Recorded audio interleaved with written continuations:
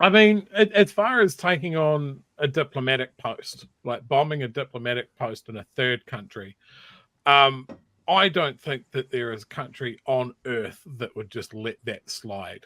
This is like Russia bombing the US embassy in Poland, and I don't think the Americans would let that lie.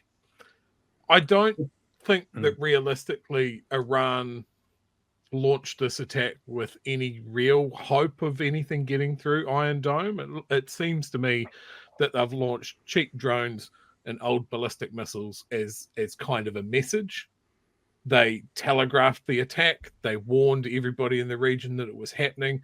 And as you mentioned, the absolute cherry on the top is that statement they put out that basically went, and we conclude this matter. Yeah. They Iran, as much as I am not a fan of that regime for so many reasons, seem to play the diplomatic game here very, very well. And I They've think been you're on the right, Chewie. receiving I end think of. I think it was 13 days the interval between the attack on the Iranian consulate in Damascus and when they launched this retaliation. So it was a carefully measured response. I think it was done with following discussions, indirect discussions with the Americans. The Americans certainly knew it was coming, and they were warning the Israelis. The situation now, though, is very dangerous because it has been dangerous throughout.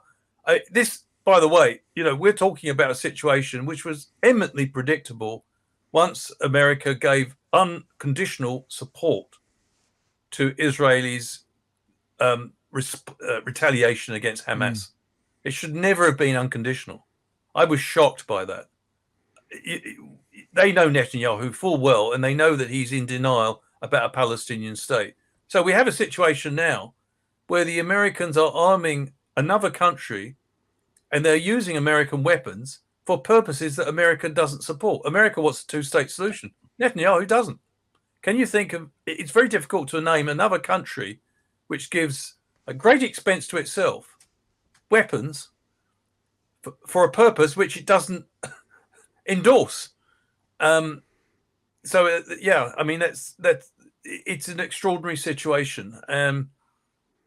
But it's going to have a domestic price in the United States, I fear, for the Biden administration.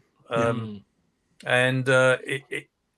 it's also a bit of a test, I think. I was quite impressed by Mr. Peters' speech in the UN General Assembly. I thought it was belated. It was a great speech, but it was 4 months too late. It should have been given at the end of October. I think he said all the right things. I just wish it had been said a lot earlier because, unfortunately, New Zealand, which is widely respected as a country, a sort of voice of reason in many respects, we don't have an axe to grind in the Middle East. And I think, had we been a little bit more vocal, we might have acted as a playmaker, as a country that could ask the Americans to rethink their strategy. I mean, the other liberal democracies, it's easy to blame and quite rightly so, because the Biden administration have basically facilitated this awful situation in Gaza, which can only be described as, a stain on humanity. In the 21st century, we have more than 33,000 Palestinians killed following a dreadful attack, as Pat pointed out, on Israel. But two wrongs do not,